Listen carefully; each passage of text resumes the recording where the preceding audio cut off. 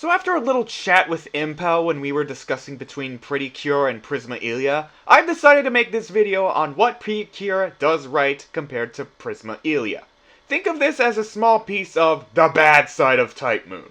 And despite what Tyranno says, because his opinions are invalid and he's mentally insane, I think Pretty Cure is better than Prisma Illya. Just to make this fair, I'm only counting Smile, Doki Doki, Tropical Rouge, Delicious Party, and Soaring Sky for this video. That's not fair! Life's not fair, you're gay. Oh! Alright, let's get on to what makes Pretty Cure the best, which are the three core fundamentals. First off is the physical hand-to-hand combat. This was a very revolutionary element for a Magical Girl series. The reason why it was implemented is because the director had previously done work on Dragon Ball Z. You will see the girls using their fists and feet a lot when dealing with monsters, aside from their magical attacks, of course. This is what makes Pretty Cure stand out from the other Magical Girl series. Not even Sailor Moon has done this. Number 2 is being very sensible towards its younger audience, in the sense that they don't treat you like a dumb idiot. There are times when the story will go deep, or even have a gray area to them. A perfect example of this is in Tropical Rouge, when the Mermaid Queen has forbid all mermaids to know the existence of humans, which caused them to lose their memories, and how the Witch of Delays tried to delay her battle against a legendary Cure who she befriended after being badly injured. Even the villains in Delicious Party have a gray area to them. And even after I reviewed the footage again, I still can't help but feel bad for them. And number 3, there is no sexual or violent themes. Yes, despite these girls being in middle school, there is no nudity or bloodshed. All of these 3 elements is what makes Pretty Cure last this long, next to Super Sentai and Kamen Rider. It's pretty similar to what makes Rockman so special, which are its state-of-the-art anime graphics, rock paper scissors formula, and the beautiful music that you're listening to in the background right now. Now I should at least give Prisma Illya some credit for a few things. First off, they don't consistently reuse the same transformation sequences or their final attacks like in Pretty Cure. I have to constantly skip them because of how repetitive they get.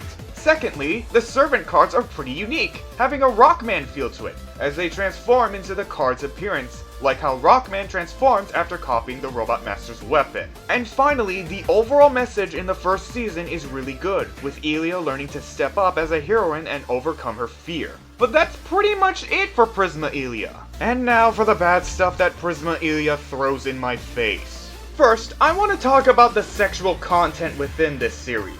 Keep in mind that a majority of these girls are elementary schoolers, not middle schoolers like in Pretty Cure. So when I see these elementary school girls doing something like nudity or yuri romance, I can't help but find how questionable this is.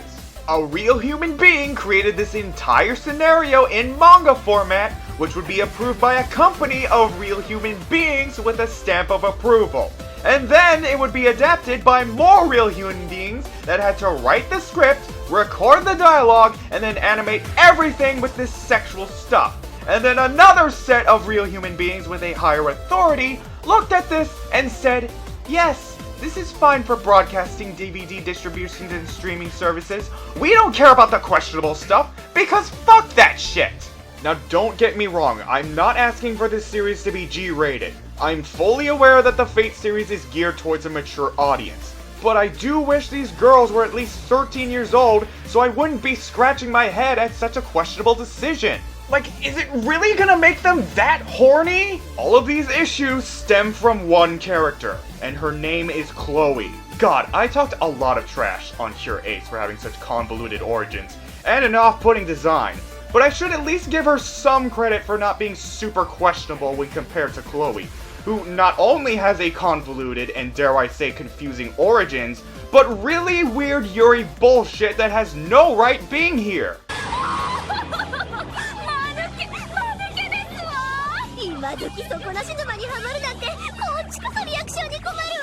At least Pretty Cure doesn't have canon Yuri bullshit.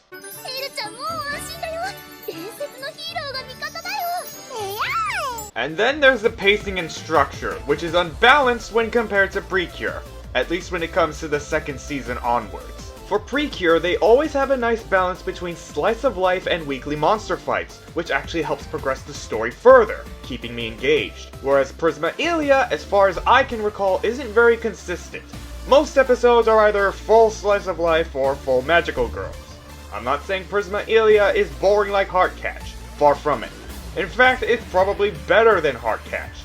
But that isn't saying much when compared to Smile, Doki Doki, Tropical Rouge, Delicious Party, and Soaring Sky, since Heartcatch almost killed me by sucking out all the happiness out of my body.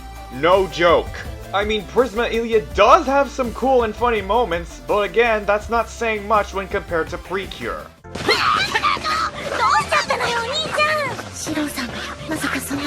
And look, even if Smile and Doki Doki is way too simplistic in comparison to Prisma Illya, at least, as I said before, Tropical Rouge and Delicious Party have somewhat of a gray area in their stories.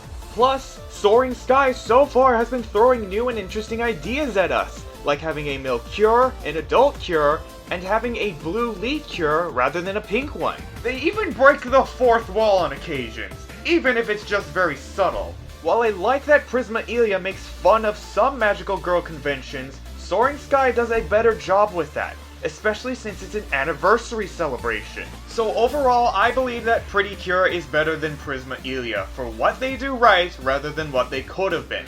And no matter how many nasty comments I get, none of that is going to change my opinion. Type Moon has potential to be a good company, but they just keep dropping the glass statue every time with weird shit after weird shit. And there's really no excuse for this.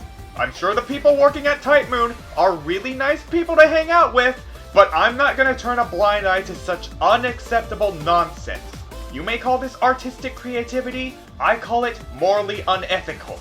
I don't want people to be influenced by bad behavior, and I certainly don't want people to reward such bad behavior and say that it's fine. Again, I'm not asking Type Moon to be family friendly. I just want them to do a better job with their art, writing, and decisions. But right now, I'm not convinced that they want to be good boys. This is not acceptable.